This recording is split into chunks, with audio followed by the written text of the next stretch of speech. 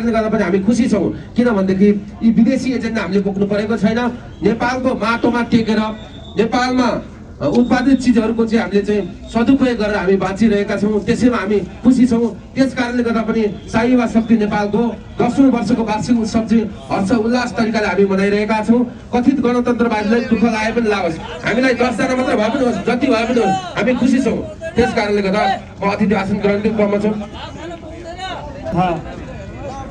हाम्रो शाही युवा शक्ति नेपालका केन्द्रीय प्रवक्ता गोविन्द ढुङ्गानाज्यू, शाही युवा शक्ति नेपालका केन्द्रीय अध्यक्ष पशुपति खड्का, महासचिव कृष्णराज थापा लगायत हाम्रा केन्द्रीय पदाधिकारी साथीहरू, शाही युवा शक्ति नेपालका विभिन्न तह र तबकामा बसेर काम गरिरहनुभएका राष्ट्रभक्त देशभक्त नेपाली दाजुभाइ तथा दिदीबहिनीहरू तथा विभिन्न हाम्रो निमन्त्रणालाई स्वीकारेर विभिन्न सङ्घ संस्थाबाट पाल्नुभएका विभिन्न प्रतिनिधिहरू लगायत उपस्थित पत्रकार साथीहरू, हामीलाई सुरक्षा दिइरहनुभएका विभिन्न निकायबाट हामीलाई सुरक्षा दिइरहनुभएका सुरक्षाकर्मी लगायत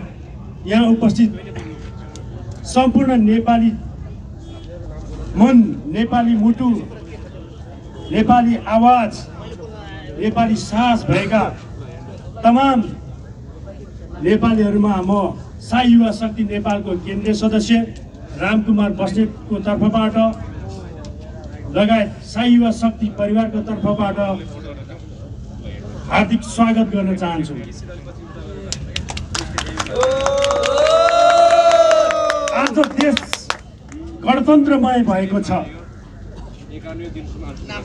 हामीलाई लाग्दैन जब हामीले यो देशमा हिन्दू राष्ट्र चाहिन्छ, यो देशमा राष्ट्र संस्था चाहिन्छ भनेर हामीले आवाज उठाएका थियौँ, त्यो आवाज उठाएको आज 10 वर्ष प्रवेश भएको छ। जसरी त्यो हाम्रो सानो आवाज आज देशव्यापी रूपमा भएको छ, जसरी हाम्रो त्यो आवाज अहिले अन्तर्राष्ट्रियकरण भएको छ, जब त्यो हाम्रो शाही युवा शक्तिका एउटा पशुपति खड्काले उठाएको आवाज देशका राष्ट्रिय पार्टीले आफ्नो त्यो आवाज बिर्सेर यो देशमा राष्ट्र संस्था चाहिन्छ, हिन्दू राष्ट्र चाहिन्छ, गणतन्त्र यो विदेशी तन्त्र हो भनेर हामीले आवाज उठाइरहँदा ती राष्ट्रिय पार्टीहरूले यो मुद्दा छोडिसकेका थिए, बिर्सिसकेका थिए। त्यो अवस्थामा हामीले आफ्नो ज्यानको बाजी राखेर शाही युवा शक्ति नेपालले जसरी रोडमा कार्यक्रम गर्यो, जसरी रोडमा सङ्घर्ष गरिरहेको छ, हाम्रो एउटा यो अभियान हो। हामीले यो अभियान जसरी अहिले देशका कुना कुनामा पुर्याउन सफल भएका छौँ, एउटा पशुपति खड्काको आवाज, एउटा शाही युवा शक्तिको आवाज अहिले देशको घर घरमा पुगेको छ। अहिले देशका कुना कुनामा पुगेका छन्, देशको हरेक कुनामा, हरेक चिया पसल, हरेक टोलमा पुगेको छ कि अब देशमा राजा नै चाहिन्छ, यो देशको आवश्यकता राष्ट्र संस्था हो भन्ने कुरा आम नेपाली जनताले बुझिसकेको अवस्था छ। त्यही भएर अब आउनुहोस्, देशमा जति पनि दाजुभाइ तथा दिदीबहिनीहरू हुनुहुन्छ, अब देशको आवश्यकता हो राष्ट्र संस्था। राष्ट्र संस्थाको आवश्यकता देशलाई आवश्यक भइसकेको छ। अब हामीले अहिले के सोचिरहेका छौँ भन्दा, यदि यो देशमा राष्ट्र संस्था पूर्णबानी नहुने हो भने, यो देशमा गणतन्त्र खारेज नहुने हो भने, यो देशमा फेरि पनि गणतन्त्रवादीको हावी भइरहने हो भने, अब यो विश्व शक्ति सन्तुलनको लागि पनि नेपालमा राष्ट्र संस्था आवश्यकता पर्ने भइसकेको छ। यदि यो देशमा राष्ट्र संस्था पुनर्स्थापना भएन भने विश्वमा अब भाइरस युद्धको सुरु हुन्छ। त्यही भएर अब यो देश, यो संसारलाई जोगाउन लागि, संसारलाई यो भाइरस युद्धबाट जोगाउनको लागि पनि, संसारलाई शक्ति सन्तुलनमा राख्न लागि पनि तमाम सम्पूर्ण जनताले अब बुझ्ने बेला भइसकेको छ। अब देशमा राष्ट्र संस्थाको आवश्यकता छ, यो राष्ट्रको आवश्यकता हो। अब नेपालमा राज संस्था भनेको अन्तर्राष्ट्रिय आवश्यकता भइसकेको छ। त्यही भएर अब नेपाली दाजुभाइ तथा दिदीबहिनीहरू देशमा छिटोभन्दा छिटो राज संस्था पुनर्बहाली हुँदैछ। यो कुरामा तपाईँहरू ढुक्क हुनुहोस्। अब हामी सम्पूर्ण नेपाली जनताहरूलाई जसरी हुन्छ यो देशमा राज संस्था पुनर्स्थापना गर्नुपर्छ भन्ने हाम्रो अभियानमा जोडिन म विनम्र अनुरोध गर्दछु। यति भन्दै मेरो 2 शब्द यही टुङ्गाउँछु। जय देश, जय नरेश, जय जनता। हट्नु भएको छ। त्यही नारायणी हिटी चाहिँ हामी सफा गर्नको लागि हामी एउटा र्यालीमा जाँदैछौँ। त्यसपछि सबैको विचार समेट्नेछौँ, सबैको भावना समेट्नेछौँ र सबैलाई आफ्ना मनमा लागेका कुराहरू बोल्न दिनेछौँ भन्दै यति बेला हामी एउटा सानो म एउटा शायरी भन्न गइरहेको छु। देशले धेरै हार्यो युवा, देशले धेरै हार्यो युवा, अब हामीले जिताउनु छ। देशले धेरै हार्यो युवा, अब हामीले जिताउनु छ। नेपालमै जन्म्यो हामी, नेपालमै सास बिताउनु छ। नेपालमै जन्म्यो हामी, नेपालमै सास बिताउनु छ।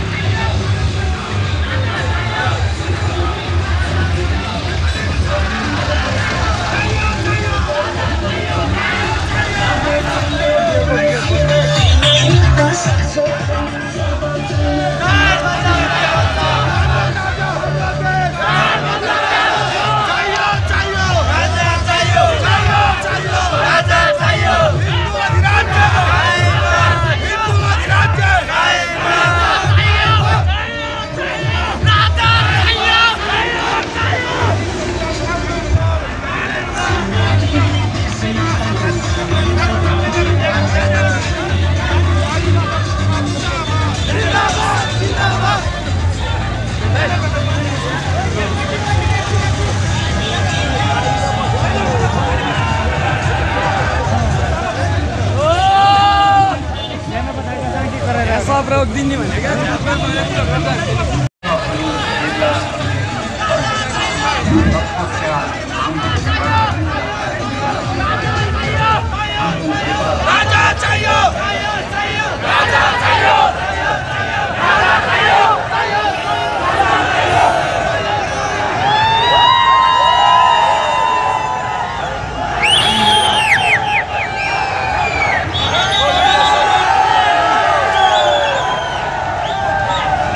Oh, yeah.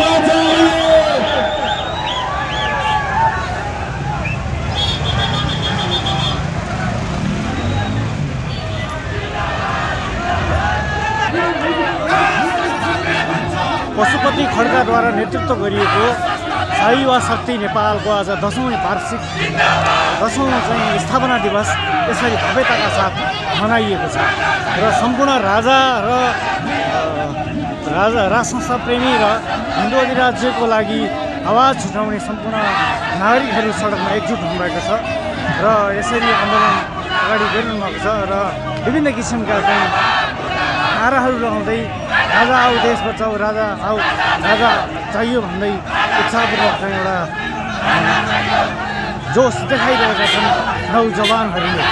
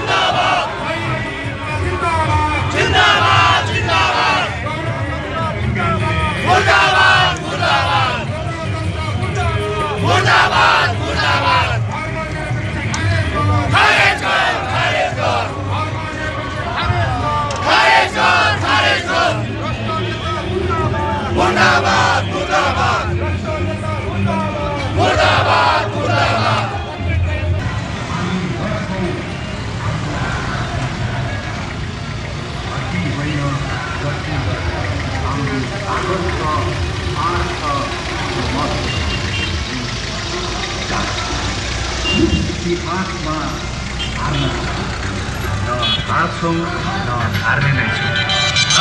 वीर गोर्खालीको सन्तान हौँ।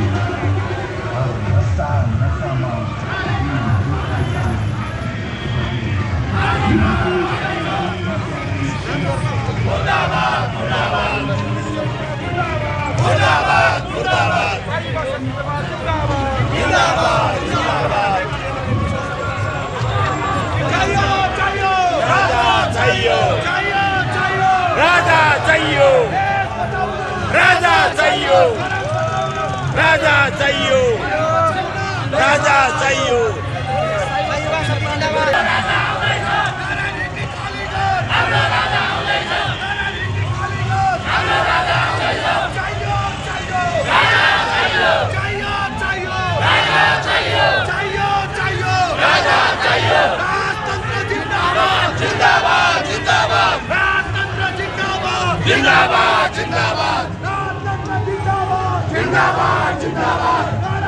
पर्दागाडी के हुँदैछ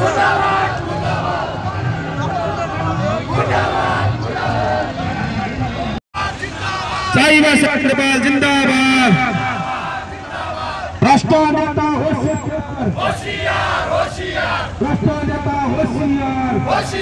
होशियार नारायण हिट्टी खाली गर नारायण हिट्टी खाली गर नारायण हिट्टी खाली गर चाहिए शक्ति नेपाल जिंदाबाद चाहिए शक्ति नेपाल जिंदाबाद भ्रष्ट नेता मुर्दाबाद बलात्कारी नेता मुर्दाबाद बलात्कारी नेता मुर्दाबाद लुटेरा नेता मुर्दाबाद नारायण हिट्टी खाली गर नारायण हिट्टी खाली गर नारायण हिट्टी खाली गर भ्रष्ट नेता होशियार भ्रष्ट नेता होशियार